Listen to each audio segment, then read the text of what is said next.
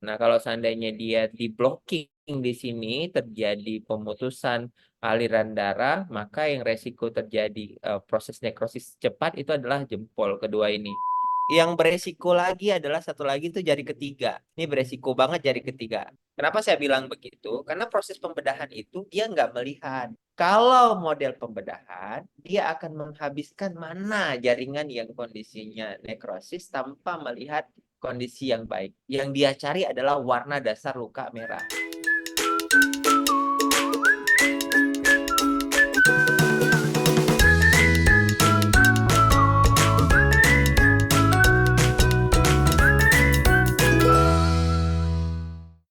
Konsultasi ini merupakan layanan yang dibangun oleh Medcofazin Academy, sebuah program sosial yang dilakukan oleh Medcofazin untuk semua praktisi yang ada di Indonesia, untuk kita sama-sama belajar bareng tentang bagaimana sih cara melakukan perawatan luka, baik mungkin luka-luka yang kasusnya tidak kompleks sampai dengan yang kompleks itu, karena kita akan selalu menghadirkan expert yang bisa menjawab nih berbagai masalah yang Bapak Ibu semua alami. Nah, untuk layanan konsultasi ini kita selalu akan adakan setiap hari Kamis, jadi biar nggak lupa ya. Ini setiap hari ini jam 2 sampai 2.30 itu adalah waktunya layanan konsultasi by Medcofazin Academy. Kalau misalnya belum join, silahkan join ya, di akses di website kami. Materi-materi yang sebelumnya ya mungkin ada yang sempat kelewat, minggu sebelumnya nggak sempat untuk ikut gitu ya. Nah, nggak usah khawatir karena semua layanan konsultasi yang sudah terlewat sebelumnya itu bisa diakses langsung di YouTube channelnya Medcofazin di Medcofazin Academy, dan di situ akan langsung ada playlist semua layanan konsultasi yang sudah pernah kita lalui bang ya. Nanti kita sebutnya sebagai bahas kasus. Oke, terus informasi yang kedua yang saya sedikit sampaikan adalah kalau misalnya Bapak Ibu semuanya masih bingung di mana cara pembeli, bagaimana, kemana, ke siapa gitu beli Medcofazin, ini adalah daftar distributor yang kami punya gitu ya. Kami ada di Aceh sampai dengan Papua. Jadi kalau misalnya Bapak Ibu semuanya mungkin ada yang dari Jambi, silakan langsung akses aja ke distributor yang ada di Jambi. Atau mungkin kalau posisinya ada di Jawa Tengah, langsung ke hubungi distributor yang ada di Jawa Tengah. Seperti itu. Nah, kalau misalnya nanti ini kelewat, jangan lupa di screenshot. Tapi kalau misalnya kelewat, bisa langsung akses aja di website Medcofazin di www.medcofazin.id, karena itu semuanya informasi lengkap ada di website kami. Oke, jadi Pak Hana ini ada satu kasus ya dari Pak Abdul Somad nih. Beliau mengirimkan kasusnya baru banget tadi pagi, dan beliau sempat sudah bercerita dulu ke saya tentang riwayat dari pasiennya gitu. Nah, pasiennya ini perempuan, usianya 55 tahun, terus dia juga punya riwayat hipertensi dan DM tapi tidak terkontrol. Ini juga cukup problem nih ya, yang banyak banget sih sebenarnya pasien yang tidak terkontrol urusan DM-nya. Nah, terjadi luka riwayatnya itu pertama kali ada luka kecil di punggung kaki kirinya. Kemudian makin lama makin membesar, terus timbul kehitaman di jari yang satu, di jiti 1 dan di jiti 2. Kemudian pasien itu memutuskan untuk berobat ke rumah sakit. Tapi di rumah sakit tersebut ini belum ada rencana tindakan apapun. Setelah itu pasien dipulangkan. Nah, setelah pulang, pasien dilakukan perawatan di rumah sebanyak 2 kali, tapi belum sama Pak Abdul Somad gitu. Jadi ini masih sama perawat yang lain nih dilakukan perawatannya. Kemudian setelah itu 2 minggu yang lalu banget nih, pasien itu kembali ke rumah sakit yang berbeda, beda sama rumah sakit yang pertama gitu. Nah, di rumah sakit yang kedua ini dilakukan debridement dan juga amputasi di jari 1 dan jari yang kedua. Kemudian kondisi yang sekarang seperti apa, ini kondisi yang awal ya yang ada di gambar layar. Nah, ini kemudian kondisi pos tindakan amputasi, ini ada yang sebelah kiri nih. Sebelah kiri ini pos tindakan amputasi plus debridement di rumah sakit yang kedua tadi. Terus kemudian dilakukan perawatan lah dengan sama Pak Abdul Somad ini, pos amputasi tersebut ya. Sudah dilakukan sebanyak 2 kali. Nah, kondisinya sekarang seperti ini adalah kondisi terakhir di tanggal 14 bulan April. Rencananya besok Pak Abdul Somad itu akan melakukan perawatan lagi, kunjungan lagi ke rumah pasien. Kondisinya seperti ini. Nah, kira-kira mungkin solusi apa yang terbaik yang harus diberikan oleh Pak Abdul Somad? Karena ternyata pasien itu dia ada keluhan nyeri saat proses pengangkatan jaringan mati. Sebab si slove-nya itu susah diangkat karena keras. Silakan Pak Kana.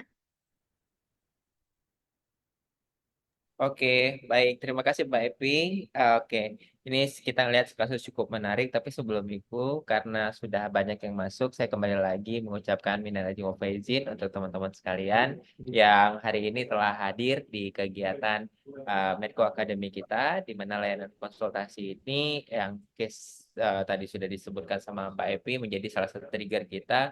Ini kenapa sih kok bisa jadi yang tadinya di punggung kaki, kok jadi menjalarnya ke bagian jempol kaki itu tadi ya kita lihat. Mungkin slide yang pertama dulu Mbak Evi, saya pengen discuss-nya. Jadi kalau kita ngelihat bagian punggung kaki, ini kan prosesnya di daerah sini nih pasti biasanya awal banget untuk terjadi infeksinya. Atau aku tuh nggak tahu apakah ini ada trauma sebelumnya di kah atau dia kondisinya ada terjadi friction apa pada saat dia melakukan aktivitas. Tapi kerap kaitannya pada pasien-pasien dengan kondisi diabetes, dengan hipertensi, proses daripada si apa ya perfusi jaringan ke bagian bawah itu terkadang sangat bisa terganggu, apalagi pada pasien-pasien dengan diabetes yang mungkin riwayatnya cukup cukup lama kayak gitu. Nah, HT dan apa hipertensi dan diabetes ini saling kaitannya ya satu dengan yang lainnya.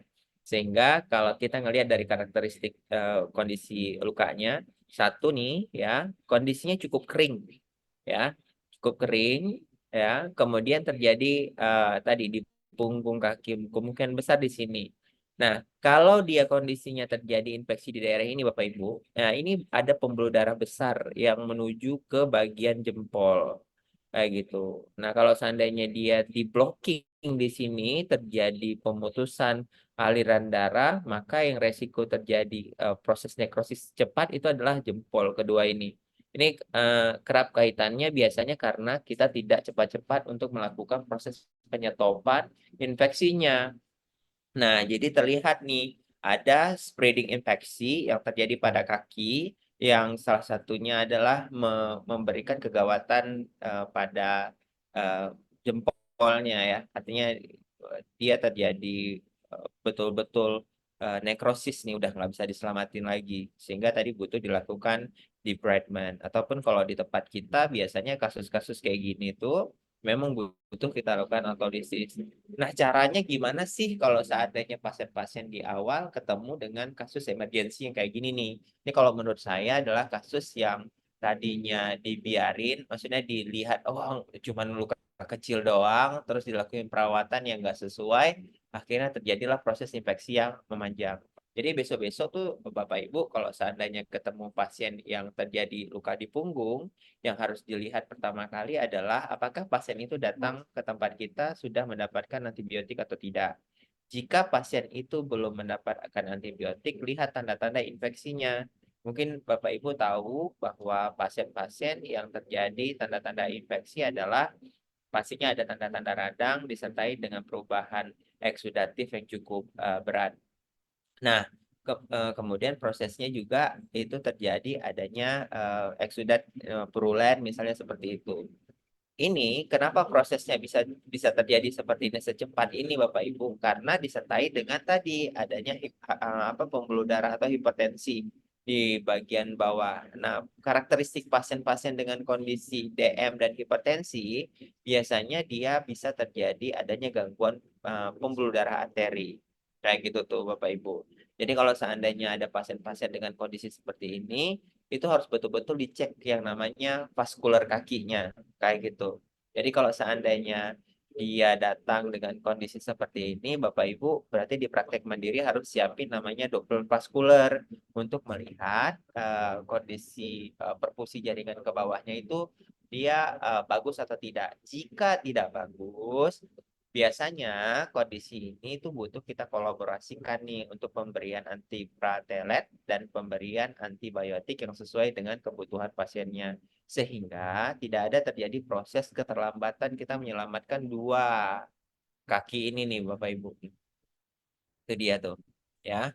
Kalau ini kan karena prosesnya tadi dilakukan perawatan, saya nggak tahu dilakukan perawatan dengan apa, konsepnya kayak mana. kemudian pasiennya itu minum obatnya macam apa, kita nggak tahu. Tapi yang jelas ini adalah proses uncontrolling dari awal pasien sendiri atau proses perawatannya yang memang tidak mendukung untuk dia bisa cepat menurunkan infeksinya. Nah, untuk topikal terapinya, Bapak Ibu di tahap awal kalau pasien-pasien infeksi kayak gini, lakukan proses pemberiannya adalah antimikrobial dressing. Kalau di sini kita ngobrolin berarti terkait tentang pemberian Metcovacin Silver. Nah, ini Metcovacin Silver ini dibuat Bapak Ibu untuk tadi mendeteksi kasus-kasus yang kondisinya di awal ada terjadi infeksi, ini butuh banget untuk bisa kita turunkan secepat mungkin. Yaitu salah satunya adalah kita berikan dengan Metcovacin Silver. Ini adalah salah satu yang harus betul-betul dipahami oleh teman-teman yang melakukan perawatan pada pasien-pasien luka infeksi. Nah, ini konsep di awal yang harus betul-betul Bapak Ibu pahami untuk memberantas si infeksi. Karena kalau udah kayak gini, berarti sama aja kondisinya kita nggak bisa menyelesaikan permasalahan infeksi di awal gitu. Nah, jadi kalau biasanya kayak gini nih, kita boleh langsung berikan yang namanya konsep lembab biar menciptakan autolysis debridement sambil kita turunkan infeksinya kayak gitu. Nah, ini saya anjurin Bapak Ibu boleh pakai di awal menggunakan Metcovacin Silver kayak gitu. Ini kasus-kasus yang krusial banget. Kalau Bapak Ibu mungkin ada di lapangan, ketemu ada pasien kondisinya kakinya ada luka, kemudian kering. Ini karakteristik-karakteristik pasien-pasien yang infeksi dengan gangguan vaskular biasanya kayak gini, kayak gitu. Jadi jangan sekali-kali Bapak Ibu biarin aja, wah biarin aja nih kondisinya kita rawat aja dulu. Jangan kayak gitu Bapak Ibu. Ini betul-betul ini harus dilakukan screening secara baik di awal. Karena kalau gagal kita rawat, itu bakalan proses infeksinya, apalagi teman-teman ngelakuin debridement yang kondisinya lagi infeksi, nggak ditangani dengan antimikrobial, udahlah, entah kemana-mana ada infeksinya tuh, kayak gitu. Ya, jadi ini betul-betul dipahami baik-baik. Jika ada pasien-pasien dengan kasus-kasus di awal dengan luka di punggung, jangan bilang pasien yang datang ke kita itu kondisinya tidak infeksi. Belum tentu. Karena kebanyakan pasien-pasien dengan gula darah yang tidak terkontrol, infeksi juga tinggi Bapak Ibu. Kayak gitu. Jadi harus betul-betul dicek baik-baik. Ya. Nah, ini ya kasus yang seperti ini nih yang di bagian sini ingat. Nah, ini kerap kaitannya itu berhubungan dengan yang namanya pembuluh darahnya bisa infeksi. Artinya pembuluh darahnya itu bisa rusak dengan adanya infeksi. Ini biasanya pembuluh darah itu kalau misalnya Bapak Ibu lihat ya, dia tuh kerapnya paling besarnya di sini nih Bapak Ibu. Nah, biasanya kalau kita cek ABPI itu daerah sini yang kita cek. Apakah dia pembuluh darah di kakinya, baik arteri maupun vena itu bisa berjalan dengan baik. Kalau dia di sini udah rusak, udahlah nih terpangkas nih Bapak Ibu. Dua ini nih. Nah, ini karena dia masih di bagian sini nih belum rusak semua. Kalau ini udah cukup dalam ya, kita lihat nih. Yang di sebelah sini udah cukup dalam. Nih, bagian ini nih, yang hitam sampai ke dalam ini, ya, di daerah ini nih, daerah ini nih, ini rusaknya udah sampai ke dalam nih. Nih, ini udah sampai ke dalam nih, bagian ini nih. Jadi, kenapa tadi kondisinya kita bisa bisa terjadi yang namanya apa nekrosis? Nah, itu tuh betul-betul harus dipahami sama teman-teman sekalian. Gitu. Jadi jangan biarkan pasien infeksi yang teman-teman lihat, tapi kondisinya oh enggak nih, kondisinya tidak infeksi, udah kita rawat aja nih. Nah, dirawatnya tadi tidak dilihat bagaimana vaskularnya, sejauh mana infeksinya, apa obatnya, gitu ya. Jadi butuh banget ini untuk paham di awal tentang manajemen emergensinya. Oke, boleh Mbak Epi ke bawahnya. Sampai sini ada yang mau ditanya nggak, didiskusiin nggak? Kebetulan sudah ada Pak Abdul Somadnya di Pak. Oh iya, ada ada yang mau ditanyain nggak Pak Abdul Somad? Mohon maaf Pak, untuk saat ini belum Pak. Oke, kita lanjut. Yuk. Oke. Nah, terus ini kan kita lihat ya kondisinya dilakukan pembedahan. Nah, habislah tuh ceritanya nih. Dua jari tadi sudah terlihat nih, hilang sudah. Ya. Nah, ini Bapak Ibu yang beresiko lagi adalah satu lagi itu jari ketiga. Ini beresiko banget jari ketiga. Nah, kita nggak tahu nih, mungkin Pak Abdul Somad, aku mau tanya jari ketiga nih pas waktu dilakukan perawatan gimana Pak? Untuk jari ketiga masih bagus, Pak. Di situ juga kemarin itu masih ada tendon yang tersisa, Pak, yang Mhm, masih mhm, dipertahankan. Cuman mhm, mhm. itu masih udah agak kelihatan loh, Pak. Tendonnya itu udah agak mulai ada kehitaman juga tuh, Pak. Iya, oke. Nah, makanya memang ini tuh pasien-pasien kayak gini kalau kita nggak ngelakuin cepat-cepat dengan proses eh, perawatan ya, tadi tuh memang sangat krusial. Ini bisa bisa nambah nih. Kenapa saya bilang begitu? Karena proses pembedahan itu dia nggak melihat mana yang jadi proses pembedahan itu tidak seperti autolisis. Kalau autolisis itu, Bapak Ibu sekalian, dia akan bisa kita screening atau melihat bagian mana yang dia terjadi jaringan yang buruk. Sehingga dia pada saat nanti kita mau ambil, dia akan berpisah tuh antara jaringan yang sehat dan jaringan yang buruk.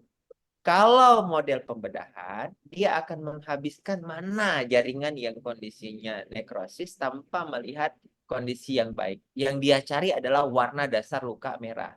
Kayak gitu tuh. Selalu mereka melakukan pembedahan seperti itu. Dia cari warna dasar luka merah. Ya udah kalau udah berdarah, udah merah, udah aman. Padahal bukan begitu, gitu tuh ceritanya. Makanya kenapa konsep kolaborasi kita pada pasien-pasien dengan kondisi diabetes dengan gangguan vaskular seperti ini itu harus betul-betul dilakukan autolisis terlebih dahulu sehingga tidak mempengaruhi jaringan yang lain pada saat dilakukan debridement.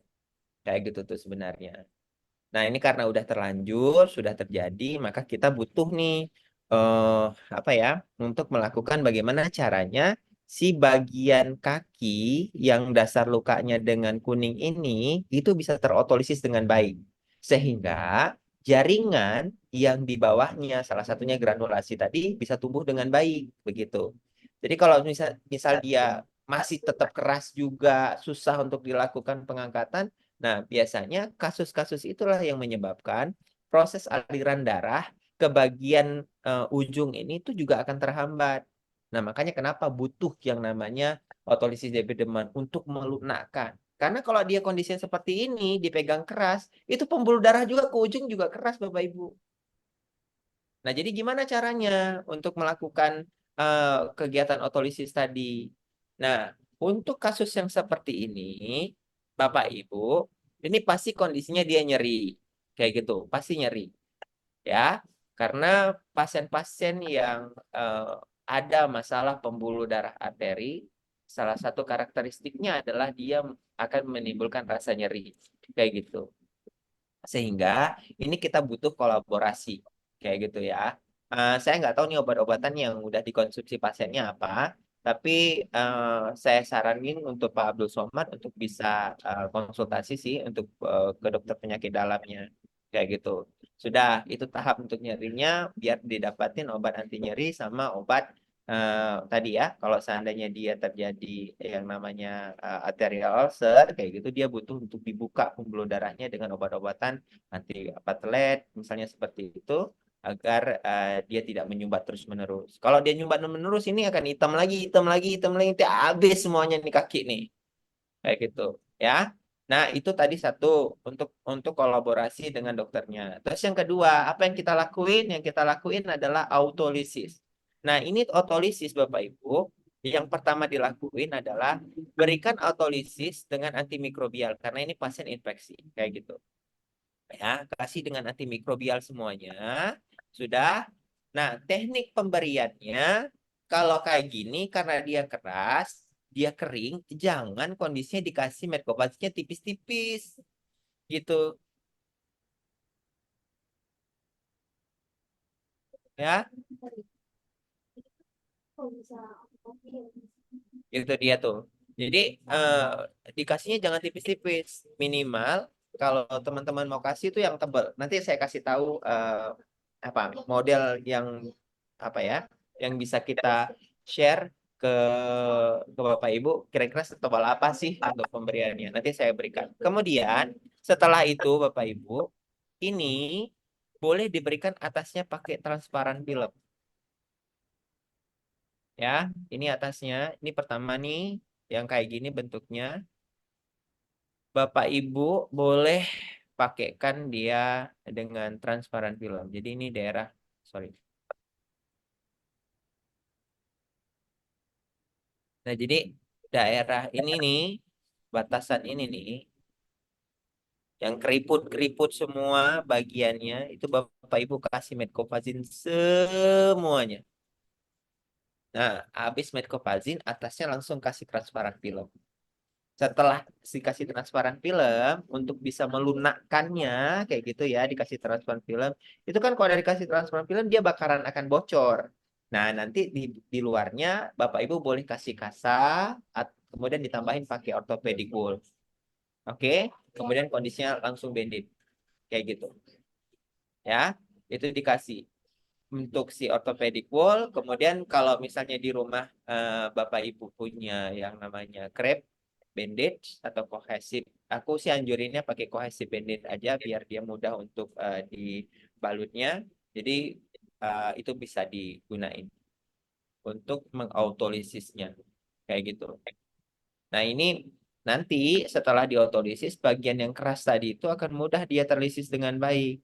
Terus di bagian tendon-tendonnya itu untuk bisa menyerap maksud saya di bagian tendon-tendonnya nanti jangan terlalu banyak banget lah, maksudnya dikasih Medcovazin. Boleh nanti bisanya ditambahin kalsium arginate dulu di tendon-tendonnya, kemudian di samping-sampingnya boleh diberikan Medcovazin. Tapi kalau nggak ada kalsium arginate untuk otolisis pertama nggak apa-apa. Nanti tinggal dievaluasi aja Pak Abdul untuk ke depannya. Pak, ini tendonnya kayak gini nih, gimana caranya? Nanti kita siasati pas di tendonnya kasih kalsium alginate biar dia nggak terlalu lisis.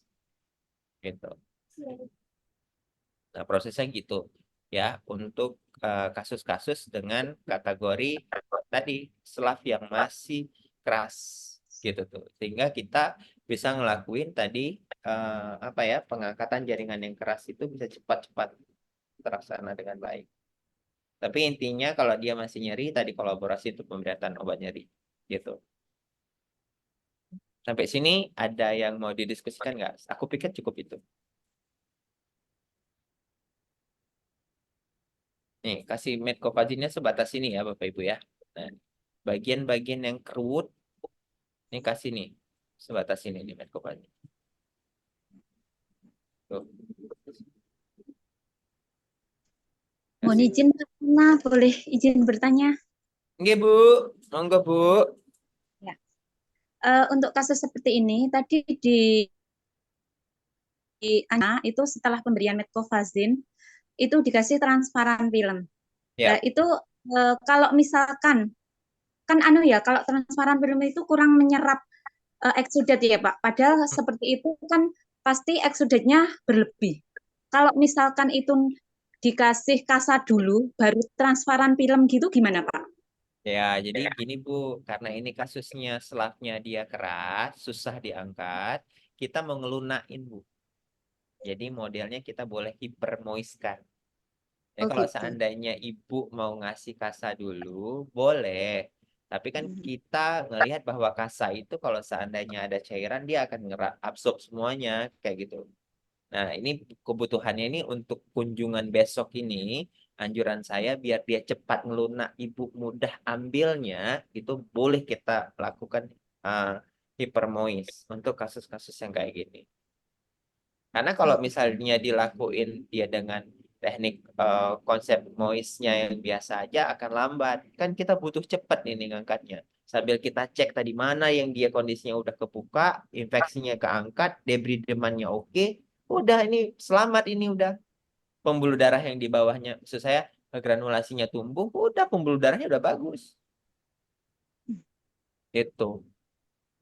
Berarti untuk hipermoisnya gitu ya Pak Kana? Iya, untuk sekali kunjungan aja karena dia kondisinya keras banget.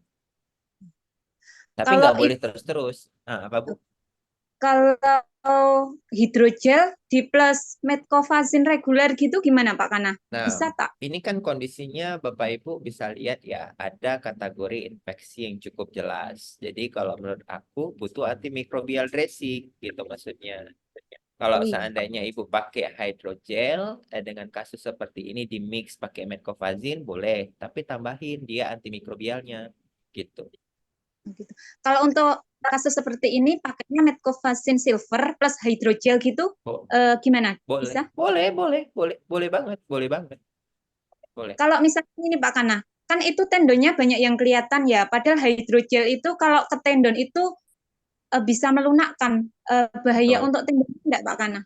Nah, untuk kasus seperti ini kan di awal ya, tadi maksud aku kunjungan pertama ini untuk bisa ngangkat bagian yang keras, kita bisa lakuin itu. Selebihnya, nanti kunjungan kedua, Ibu boleh kasih di bagian tendonnya pakai misalnya kalsium alginate.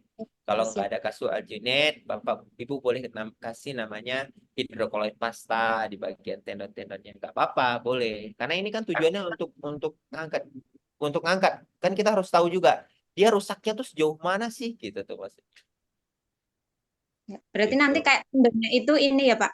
Kan kalau kalsium alginate itu bentuknya kayak lembaran-lembaran gitu ya. Berarti bisa Betul, seperti itu betul, ya Pak. betul. Jadi bisa dia dikasih dulu nanti di bagian tendon ini nih. Baik, terima kasih Pak Kana. Nah, sama-sama Ibu. Pak Kana, saya mau bertanya. Oke Pak, gimana Pak Reza? Jadi yang tadi itu Pak, dengan habis luka terus dikasih metcofazin kemudian diberikan transparan film. Nah, Ya. itu saya pernah mendapatkan kasus dari teman. Jadi dari teman terus bawa ke tempat saya. Itu tidak menggunakan transparan film, Pak, tapi menggunakan plastik yang biasa dibuat minum es itu loh, Pak. Aduh, kacau. Terus. Jadi namanya luka terus dikasih itu mungkin metcofazin. Kalau saya saya lihat dari salepnya itu metcofazin, krimnya itu kemudian baru plastik yang yang dibuat minum es itu Pak. Nah, itu apakah bisa Pak? Kan sama-sama ke transparan kan juga plastik sebenarnya gitu. Gini, konsepnya sebenarnya sama-sama plastik, tapi satu plastik yang berpori, satu lagi plastik yang nggak berpori, Pak. Itu bedanya. Jadi di transparan film itu kan kita ketahui dia punya teknologi yang mampu untuk menguapkan, sedangkan di plastik itu nggak bisa nguapin, Pak. Cuman aku tuh concern ke sterilannya aja sih sebenarnya. Em, Betul. Kalau konsepnya sih sebenarnya memang apa ya? eh, Ya namanya juga di daerah ya. Kadang-kadang orang berpikir keras untuk gimana caranya gitu tuh. Tapi kalau menurut aku, kalau besok sih ya kalau bisa jangan dikasih plastik lah. Aku takut kesterilannya aja karena beberapa plastik itu kan punya bakteri di dalamnya kayak gitu. Kita pun juga mengkonsumsi plastik kayak gitu kan. Botol lah misalnya. Ini botol itu kan nggak boleh kita konsumsi setelah kita buka tuh nggak boleh kita pakai lagi karena dia udah ada bakterinya di dalamnya. Jadi kesterilannya aja sih Pak. Tapi kalau konsepnya sebenarnya dia hampir menyerupai, tetapi rekomendasinya ya kalau bisa jangan plastik itulah. Boleh lah pakai transparan film. Itu ya. Siap-siap Pak. Nah, Lucu banget kasusnya. Nah, kita untuk kasus ini.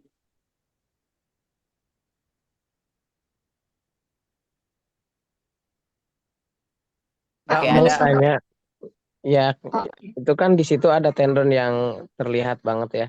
Kalau Ya. misalkan di kunjungan berikutnya tendonnya itu misalkan gitu melunak itu gimana? Diangkat langsung atau gimana ya Pak ya? Ya, cara untuk melakukan debridement si tendon, jangan langsung di cutting. Jadi kalau misalnya dia panjang segini tuh jangan langsung dipotong kayak gitu. Jadi kayak gini nih, Bapak Ibu, nih, ini jangan dipotong ke bawah. Jadi dia disisip aja nih, pelan-pelan disisir, sisir. Yang brudul-brudul aja yang diambil. Yang masih keras, yang putih ini itu jangan sampai dia putus gitu tuh. Jadi disisir aja pelan pelan pelan. Fokusnya nggak usah ke tendon menurut aku. Fokusnya tuh yang ke bagian samping ini nih. Bapak Ibu tuh optimalin di bagian sini. Karena tendon ini, kalau bagian samping-sampingnya dia bersih, granulasinya kelihatan semua, nanti granulasinya naik tuh di atas tendon, nanti nutup. Tendon aman. Gitu tuh. Jadi teman-teman nggak usah, maksudnya terlalu fokus ke apa namanya tendonnya. Fokusnya tuh ke ininya dulu, ke jaringan matinya dulu. Kalau jaringan matinya udah hilang semua, Bapak Ibu udah bisa ngelakuin otolisis secara optimal, udah deh. Itu semua bagian tendon yang tadi terbuka tuh bisa nutup semuanya dia. Jadi nggak usah lagi apa namanya takut dengan kategori tendon karena tendon itu kalau dia masih straight, putih, bagus itu nggak bakalan ini deh, nggak bakalan apa namanya keangkat dia. Aku boleh share screen nggak Mbak Epi? Boleh, Pak? Ya, Stop dulu ya. ya boleh stop. Ini salah satu contoh ya Bapak Ibu penggunaan metcovazin. Nggak bisa, aku nggak bisa share ya. Oh, bentar. Ini salah satu kasus ya yang kita pakaiin untuk kasus-kasus dengan tendon ya. Nah, aku tuh pasien kayak gini nih. Nih, tendon. Ini tendon nggak? Dikasih metcovazin nggak? Dikasih Bapak Ibu. Metcovazin sedikit. Enggak. Ini banyak metcovazinnya. Tapi karena untuk ngangkat ini nih, bagian-bagian yang di dalam, yang kondisinya kuning-kuning kayak gini, karena dia masih keras, kita butuh tuh ngelakuin otolisis. Kalau dia terpisah, jadi nggak usah takut Bapak Ibu, tubuh itu akan membuang jaringan yang nggak dibutuhin sama tubuh. Kalau tendonnya nggak dibutuhin sama tubuh udah rusak, ya pasti dibuang. Makanya pasiennya harus dijelasin betul-betul. Sehingga jadinya kayak gini nanti nih, numbuh dia rata di bagian kakinya. Gitu tuh. Jadi nggak ada lagi kondisinya yang apa ya, yang kita khawatirin kalau dia udah rata kayak gini ya tinggal sisa-sisanya boleh diambil aja. Gitu. Jadi udah nggak usah apa ya, maksud aku tuh jangan jangan lagi mikirin Pak takut Pak tendonnya. Ingat loh, tubuh itu kalau jaringan yang udah dibilang sama tubuh udah jadi jaringan mati, dia mau Bapak kayak manapun kasihnya akan dilisisin sendiri. Makanya lakuinnya jangan lambat-lambat. Semakin lama Bapak Ibu lakuin, semakin rusak banyak di dalamnya. Kalau diotolisis itu. Makanya cepat-cepat diotolisis untuk bisa tadi nih. Bagian granulasi yang di bawah ini itu tumbuh naik ke atas gitu tuh. Sehingga dia nutup nih prosesnya gini. Ini kalau kayak gini udah tinggal tutup mata aja rawatnya. Udah nutup. Mau gimana coba? Mau ngapain lagi kalau udah kayak gini? Udah. Mau ngapain? Tuh. Sama semuanya modelnya yang dilakuin perawatan. Ya, gitu Bapak Ibu. Yang aku bisa ini sama nih prosesnya juga. Iya, kayak gini ya, kita lakuin otolisis. Nih pakai sebanyak ini nih. Pakainya itu jangan colet-colet Bapak Ibu. Semakin banyak kita pakai, semakin cepat terotolisis, semakin cepat dia granulasinya naik. Ini kayak gini nih. Nah ini jangan dipotong, ini bagus ini, tinggal numbuhin aja.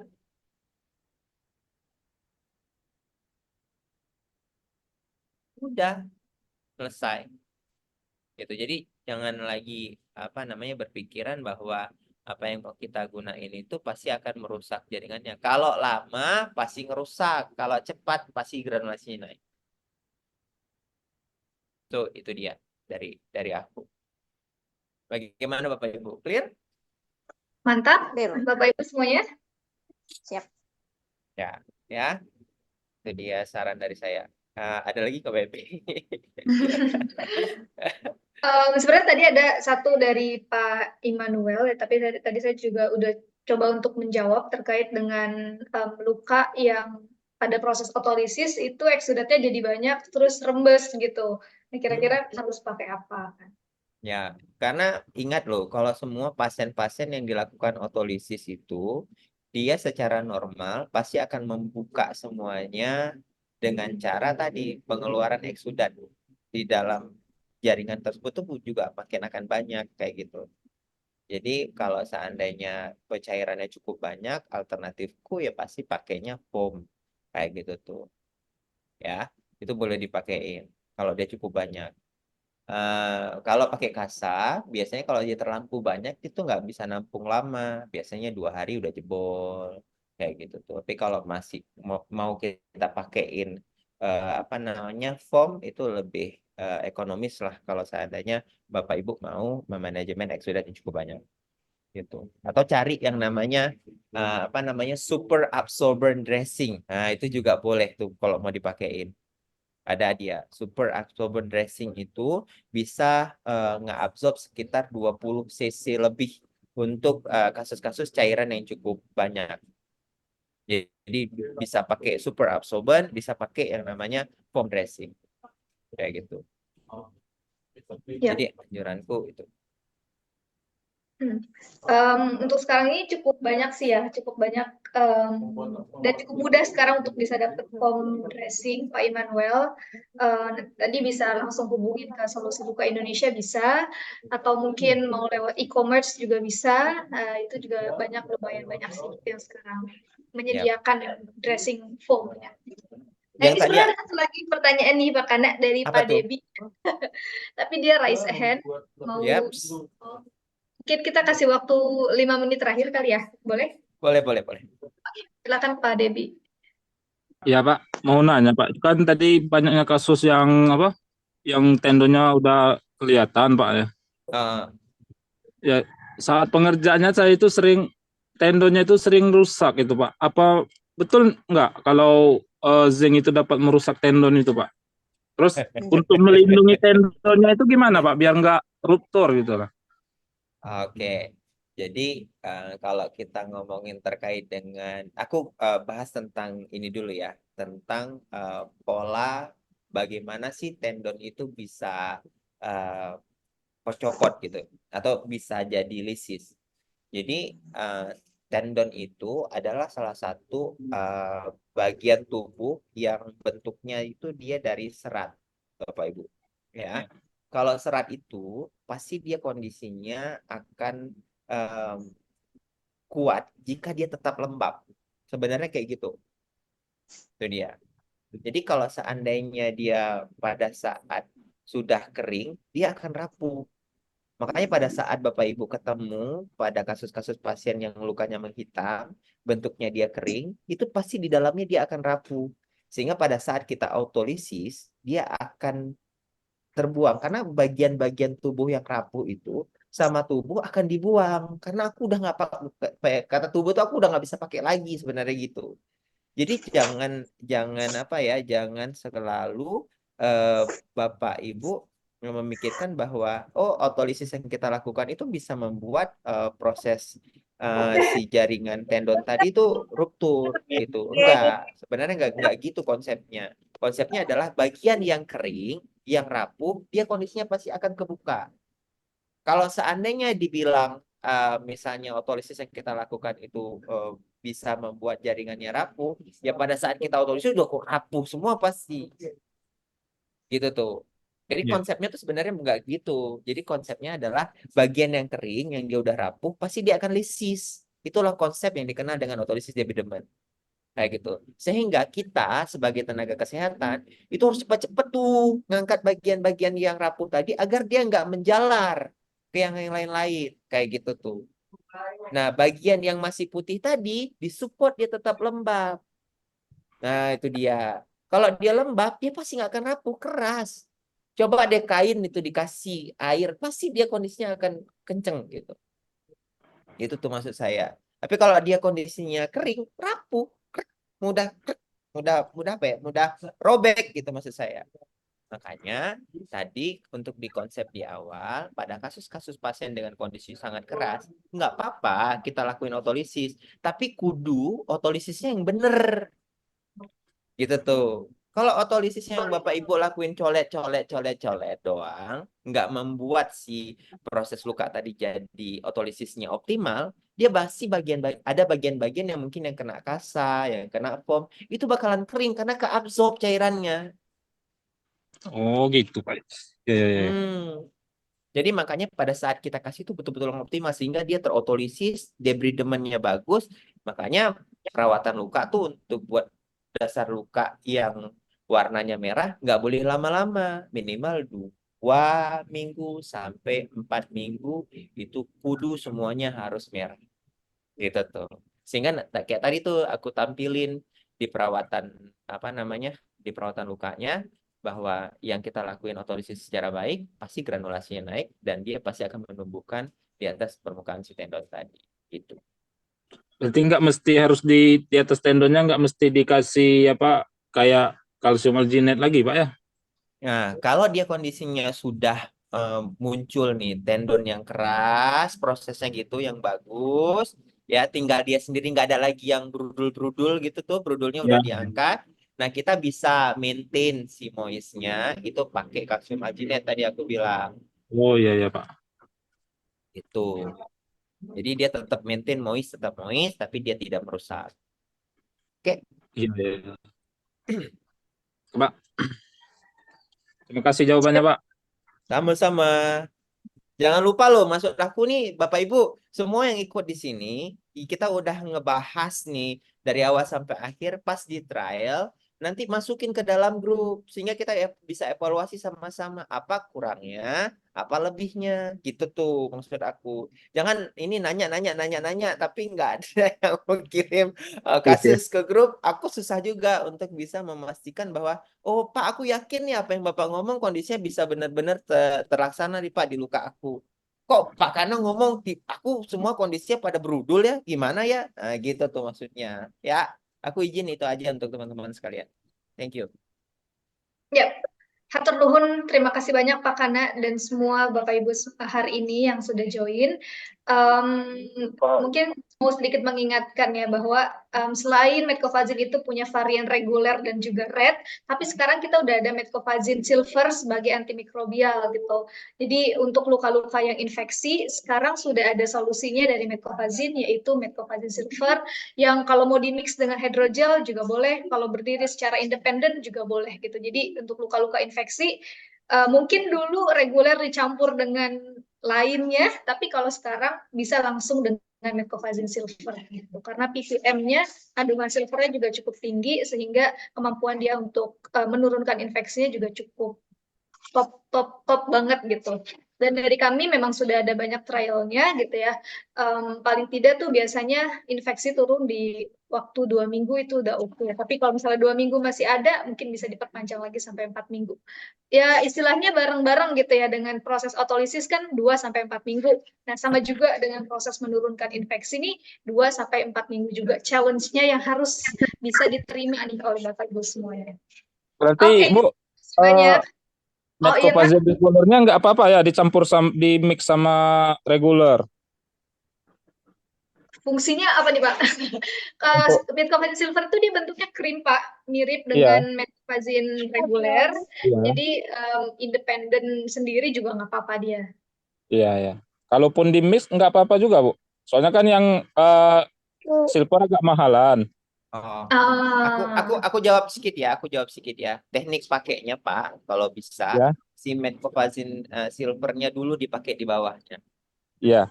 Kalau bisa gitu. Terus nanti Metcofazin regulernya, biar dia si Metcofazin silvernya tuh nggak lari kemana-mana. Boleh nanti Bapak pakai kan si kasa, ya dikasih di kasa, kemudian dikasih di atasnya. Modelnya kayak gitu. Iya, Pak. Oke, Pak. Tekniknya kayak gitu sih. nice teknik. Ya, jadi impregnated gitu ya Pak Kana ya, ke kasa ya. That's right, betul. Oke. Sekali lagi saya ucapkan terima kasih banyak. Minal aidin wal faizin. Akhirnya kita bisa bertemu kembali. Sampai bertemu lagi di minggu depan. Jangan lupa ya, selalu di setiap hari Kamis jam 2 siang hanya 30 menit kita akan diskusi interaktif. Dan untuk Bapak Ibu yang kasusnya sudah kita bahas bareng-bareng, supaya Pak Kana, Pak Agung, Bu Wida juga tahu progresnya sejauh mana hasil dari diskusi kita. Jangan lupa untuk kirimin lagi hasil kasusnya sudah seperti apa progresnya. Saya tutup untuk sesi kali ini. Sampai jumpa. Wassalamualaikum warahmatullahi wabarakatuh. Waalaikumsalam warahmatullahi wabarakatuh. Terima kasih Bu Evi. Terima kasih Bu Enda. Terima kasih Bu Evi, Hati-hati makasih Pak home care-nya. Kanan.